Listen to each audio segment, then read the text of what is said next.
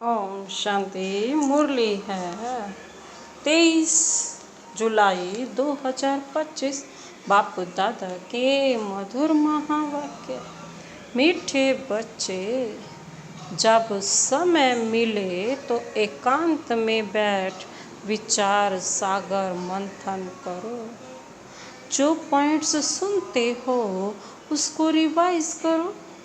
जब समय मिले तो एकांत में बैठ विचार सागर मंथन करो।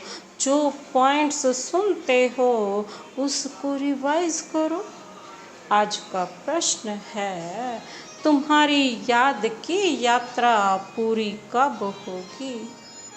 तुम्हारी याद की यात्रा पूरी कब होगी?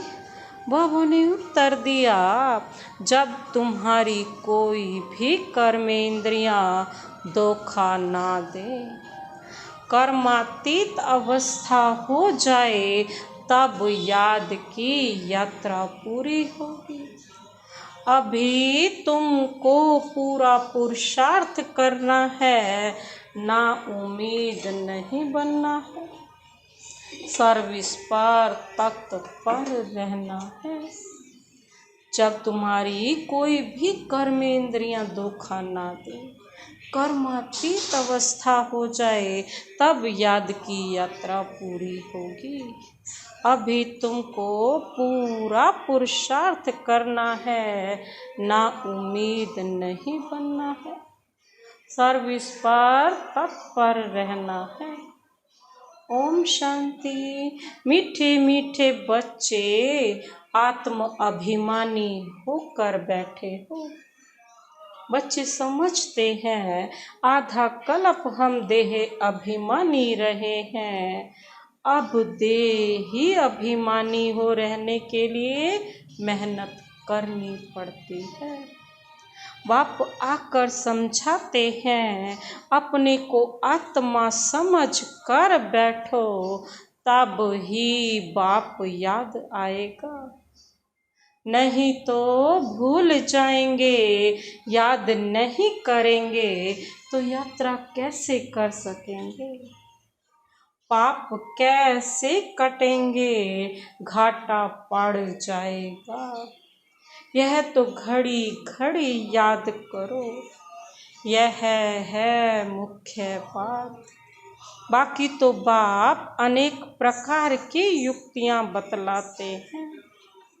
रॉन्ग क्या है, राइट क्या है, वह भी समझाया है। बाप तो ज्ञान का सागर है। भक्ति को भी जानते हैं।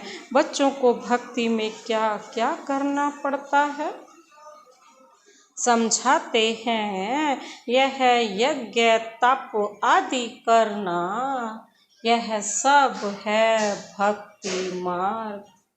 भल बाप की महिमा करते हैं, परंतु उल्टी। वास्तव में श्री कृष्ण की महिमा भी पूरी नहीं जानते। हर एक बात को समझाना चाहिए ना। जैसे श्री कृष्ण को वैकुंठ नाथ कहा जाता है। अच्छा, बाबा पूछते हैं, श्री कृष्ण को त्रिलोकी नाथ कहा जा सकता है? गाया जाता है ना, त्रिलोकी नाथ। अब त्रिलोकी के नाथ अर्थात 3 लोक, मूल वतन, सूक्ष्म वतन, स्थूल वतन। इन तीनों लोकों की नॉलेज भी तो शिव बाबा ने ही दी ना। तुम बच्चों को समझाया जाता है, तुम ब्रह्मांड के भी मालिक हो। बाबा ये तो आकर के समझाते हैं ना, मालिक हैं नहीं, वह तो वैकुंठ में थे।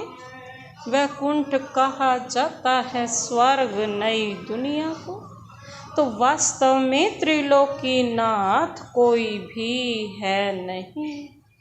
बाप राइट बात समझाते हैं। 3 लोक तो हैं। ब्रह्मांड का मालिक शिव बाबा भी है, तुम भी हो। सूक्ष्म वतन की तो बात ही नहीं। स्थूल वतन में भी वह मालिक नहीं। शिव बाबा तो मालिक नहीं है ना, न स्वर्ग का न नरक का मालिक है। श्री कृष्ण है स्वर्ग का मालिक, नरक का मालिक है रावण। इनको रावण राज्य आसुरी राज्य कहा जाता है। मनुष्य कहते भी हैं परंतु समझते नहीं हैं। तुम बच्चों को बाप बैठ समझाते हैं, रावण को 10 शीश देते हैं। 5 विकार स्त्री के, 5 विकार पुरुष के। अब 5 विकार तो सब के लिए हैं, सब है ही रावण राज्य में। अभी तुम श्रेष्ठाचारी बन रहे हो तो बाबा कहते बाप आकर श्रेष्ठाचारी दुनिया बनाते हैं। अब तुम श्रेष्ठाचारी बन रहे हो तो बाप ही श्रेष्ठाचारी दुनिया बनाते हैं। एकांत में बैठने से ऐसे ऐसे विचार सागर मंथन चलेगा। उस पढ़ाई के लिए भी स्टूडेंट एकांत में किताब ले जाकर पढ़ते हैं। तुमको किताब तो पढ़ने की दरकार नहीं, हाँ तुम पॉइंट्स नोट करते हो, इसको फिर रिवाइज करना चाहिए। यह बड़ी गुह्य बातें हैं समझने की। बाप कहते हैं ना, आज तुमको गुह्य नई नई पॉइंट्स समझाता हूँ। पारसपुरी के मालिक तो लक्ष्मी नारायण हैं, ऐसे भी नहीं कहेंगे कि विष्णु है। विष्णु को भी समझते नहीं हैं कि यही लक्ष्मी नारायण है। अभी तुम शॉर्ट में एम ऑब्जेक्ट समझाते हो। बाबा कहते ब्रह्मा सरस्वती कोई आपस में मेल फीमेल नहीं है, यह तो प्रजापिता ब्रह्मा है ना। प्रजापिता ब्रह्मा को ग्रेट ग्रेट ग्रैंड फादर कह सकते हैं। शिव बाबा को सिर्फ बाबा ही कहेंगे, बाकी सब हैं ब्रदर्स।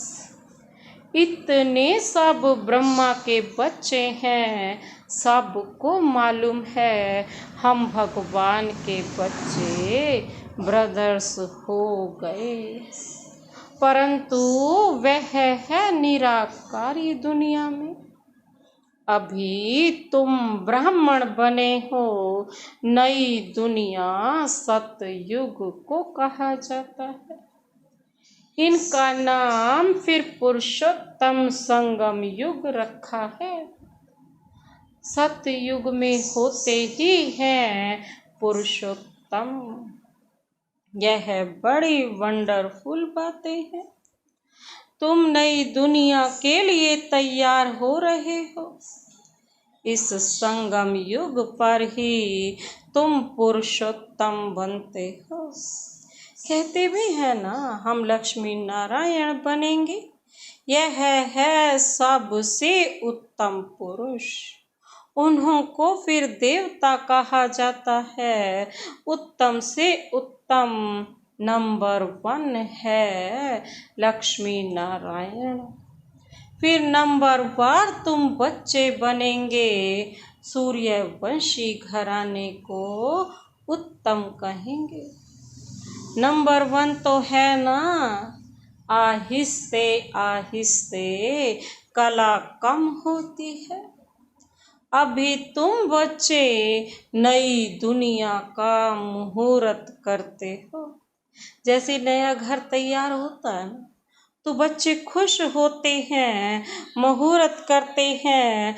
तुम बच्चे भी नई दुनिया को देख खुश होते हो, मुहूर्त करते हो। लिखा हुआ भी है, सोने के फूलों की वर्षा होती है। तुम बच्चों को कितना खुशी का पारा चढ़ना चाहिए। तुमको सुख और शांति दोनों मिलते हैं, दूसरा कोई नहीं जिनको इतना सुख और शांति मिले। दूसरे धर्म आते हैं तो द्वैत हो जाता है।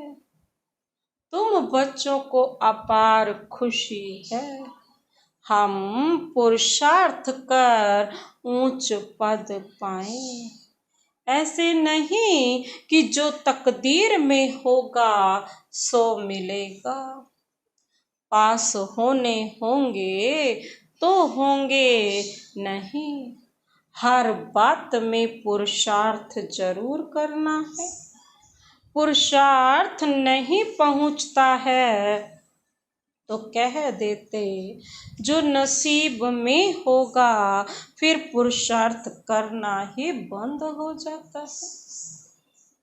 बाप कहते हैं तुम माताओं को कितना ऊंच बनाता हूँ। फीमेल का मान सब जगह है, विलायत में भी मान है, यहाँ बच्ची पैदा होती है तो उल्टा मंझा मतलब उल्टी चारपाई कर देते। दुनिया बिल्कुल ही डर्टी है।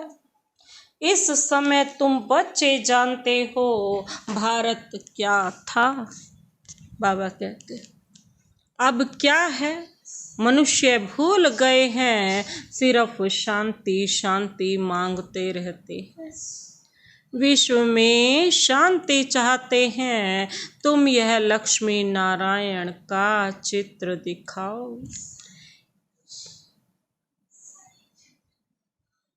इन्हों का राज्य था तो पवित्रता सुख शांति भी थी। तुमको ऐसा राज्य चाहिए ना। मूल वतन में तो विश्व की शांति नहीं कहेंगे, विश्व में शांति तो यहाँ होगी ना।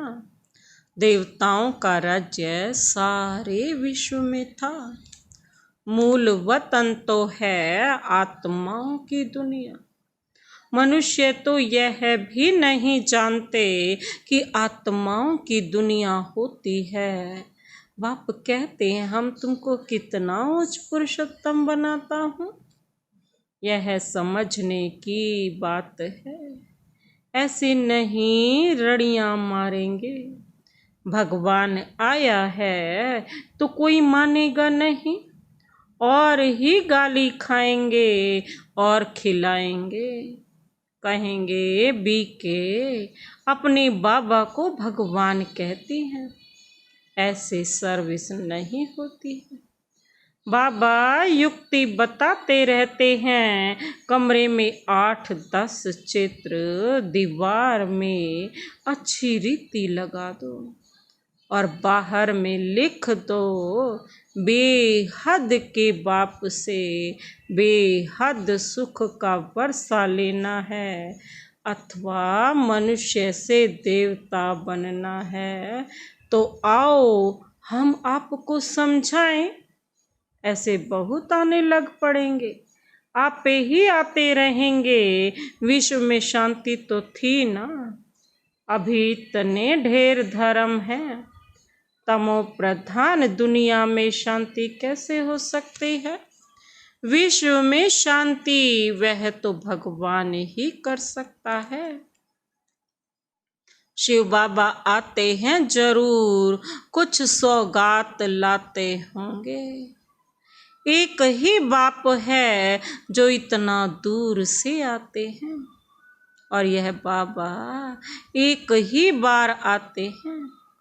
इतना बड़ा बाबा 5000 वर्ष के बाद आते हैं। मुसाफरी से लौटते हैं तो बच्चों के लिए सौगात ले आते हैं ना। स्त्री का पति भी बच्चों का बाप तो बनते हैं ना। फिर दादा परदादा तरदादा बनते हैं। इनको तुम बाबा कहते हो, फिर ग्रैंडफादर भी होगा, ग्रेट ग्रैंडफादर भी होगा।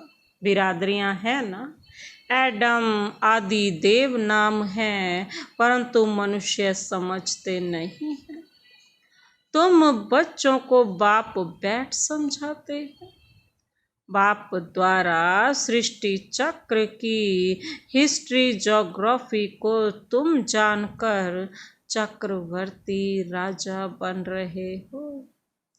बाबा कितना प्यार और रुचि से पढ़ाते हैं, तो इतना पढ़ना चाहिए ना।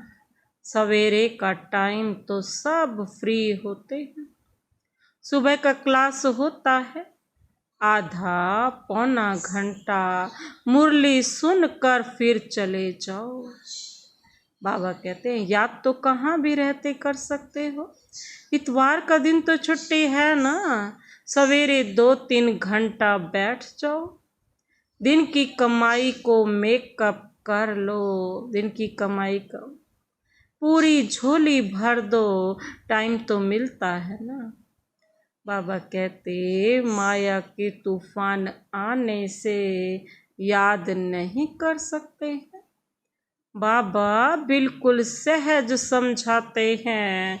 भक्ति मार्ग में कितने सत्संगों में आते हैं जाते हैं, श्री कृष्ण के मंदिर में, फिर श्रीनाथ के मंदिर में, फिर और किसके मंदिर में जाएंगे। यात्रा में भी कितने व्यभिचारी बनते हैं। इतनी तकलीफ भी लेते, फायदा कुछ नहीं। ड्रामा में यह भी नूंद है, फिर भी होगा। तुम्हारी आत्मा में पार्ट भरा हुआ है। सतयुग त्रेता में जो पार्ट कलप पहले बजाया है, वही बजाएंगे। मोटी बुद्धि यह भी नहीं समझते हैं। जो महीन बुद्धि है, वही अच्छी रीति समझ सकते हैं, समझा सकते हैं। उन्हें अंदर भासना आती है कि यह अनादि नाटक बना हुआ है। अनादि नाटक बना हुआ है। दुनिया में कोई नहीं समझते यह बेहद का नाटक है। इनको समझने में भी टाइम लगता है। बाबा कहते हर एक बात डिटेल में समझाकर फिर कहा जाता है, मुख्य है याद की यात्रा। बस बाबा का तो एक ही मंत्र ना, मन मना भव। सेकंड में जीवन मुक्ति भी गाया हुआ है, और फिर यह भी गायन है कि ज्ञान का सागर है। सारा सागर स्याही बनाओ, जंगल को कलम बनाओ, धरती को कागज बनाओ, तो भी अंत नहीं आ सकता। सब धरती कागज करूं, लेखनी सब वन राय, 7 समुद्र की मसी करूं, गुरु ज्ञान लिखा न जाए। तो बाबा कहते अंत नहीं आ सकते। शुरू से लेकर तुम कितना लिखते आए हो, ढेर कागज हो जाएं, तुमको कोई धक्का नहीं खाना है। मुख्य है ही अलफ, बाप को याद करना है। यहाँ भी तुम आते हो शिव बाबा के पास। शिव बाबा इनमें प्रवेश कर तुमको कितना प्यार से पढ़ाते हैं। कोई भी बड़ाई नहीं है। बाप कहते हैं मैं आता हूँ पुराने शरीर में। कैसे साधारण रीति शिव बाबा आकर पढ़ाते, कोई अहंकार नहीं।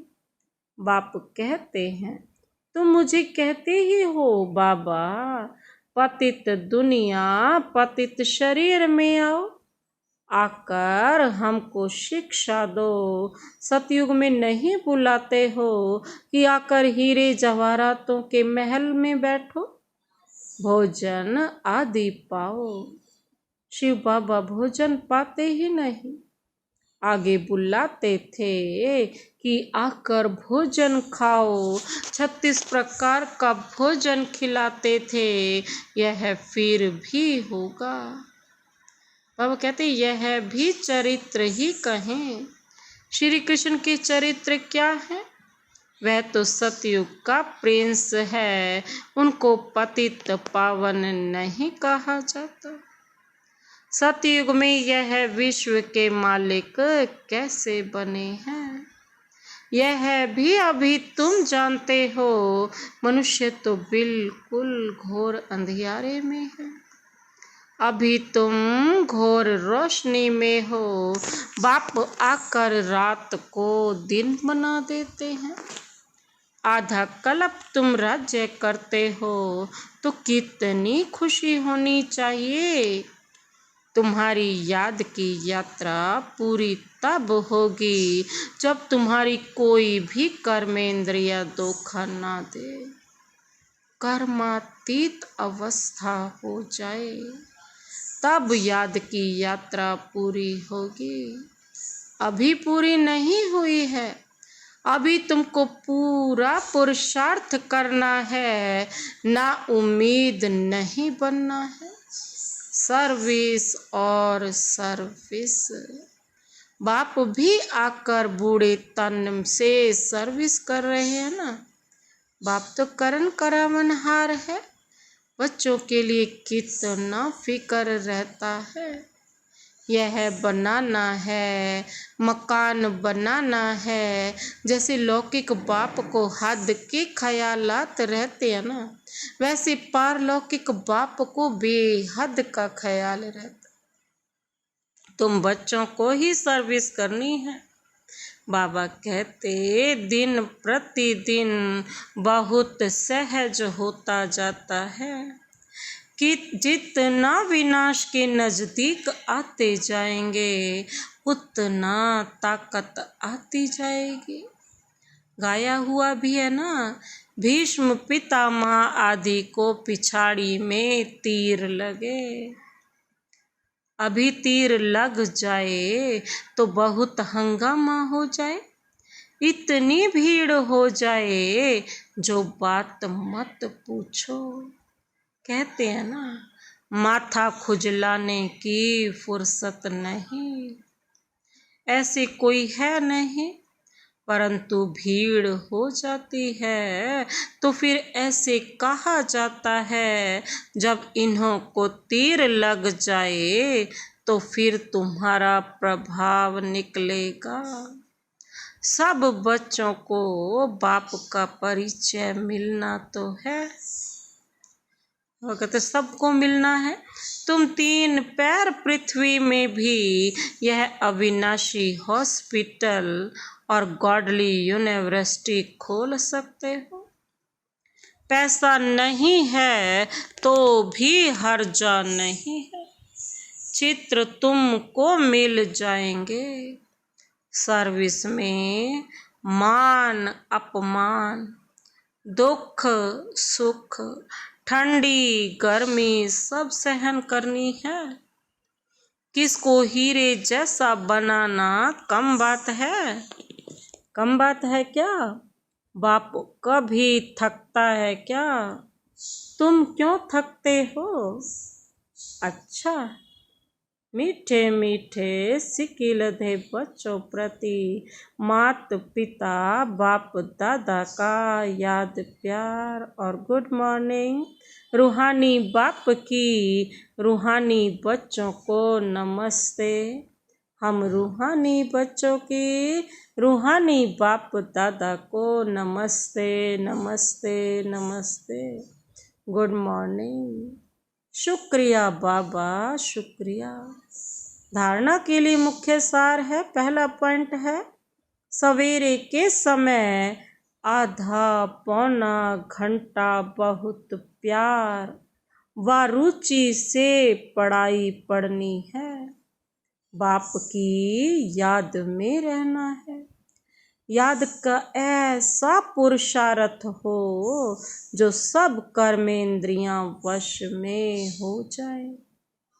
सवेरे सवेरे का समय जो ना आधा पौना घंटा बाबा को जिगरी याद करो, बड़ी रुचि से पढ़ाई पढ़नी है, बाप की याद में रहना है। याद का ऐसा पुरुषार्थ हो जो सब कर्मेंद्रियां वश में हो जाए। दूसरा पॉइंट है सर्विस में दुख सुख मान अपमान गर्मी ठंडी सब कुछ सहन करना है, कभी भी सर्विस में थकना नहीं है। 3 पैर पृथ्वी में भी हॉस्पिटल कम यूनिवर्सिटी खोल हीरे जैसा बनाने की सेवा करनी है। सर्विस में दुख सुख मान अपमान सर्दी गर्मी सब कुछ सहन करना है, कभी भी सर्विस में थकना नहीं है। 3 पैर पृथ्वी में भी हॉस्पिटल कम यूनिवर्सिटी खोल हीरे जैसा बनाने की सेवा करनी है। आज का वरदानी हाथ शिव बाबा का अपने सिर पर अनुभव करते हुए यह वरदान अपने में समाते हैं। सच्चे आत्मिक स्नेह की अनुभूति कराने वाले मास्टर स्नेह के सागर भव। सच्चे आत्मिक स्नेह की अनुभूति कराने वाले मास्टर स्नेह के सागर भव। जैसे सागर के किनारे जाते हैं तो शीतलता का अनुभव होता है, ऐसे आप बच्चे मास्टर स्नेह के सागर बनो तो जो भी आत्मा आपके सामने आए वो अनुभव करे कि स्नेह के मास्टर सागर की लहरें स्नेह की अनुभूति करा रही हैं। क्योंकि आज की दुनिया सच्चे आत्मिक स्नेह की भूखी है। स्वार्थी स्नेह देख देख उस स्नेह से दिल उपराम हो गई है। इसलिए आत्मिक स्नेह की थोड़ी सी घड़ियों की अनुभूति को भी जीवन का सहारा समझेंगे। आज का स्लोगन ज्ञान धन से भरपूर रहो तो स्थूल धन की प्राप्ति स्वतः होती रहेगी। ज्ञान धन से भरपूर रहो तो स्थूल धन की प्राप्ति स्वतः होती रहेगी। अव्यक्त इशारे हैं। संकल्पों की शक्ति जमा कर श्रेष्ठ सेवा के निमित्त बनो। जैसे सतयुगी सृष्टि के लिए कहते हैं ना, एक राज्य एक धर्म है, ऐसे ही अब स्वराज्य में भी एक राज्य है, अर्थात स्व के इशारे पर सभी चलने वाले हो। मन अपनी मनमत ना चलाए, बुद्धि अपनी निर्णय शक्ति की हलचल ना करे, संस्कार आत्मा को नाच नचाने वाले ना हो, तब कहेंगे एक धर्म एक राज्य। तो ऐसी कंट्रोलिंग पावर धारण कर लो, यही बेहद सेवा का साधन है। अच्छा, ओम शांति।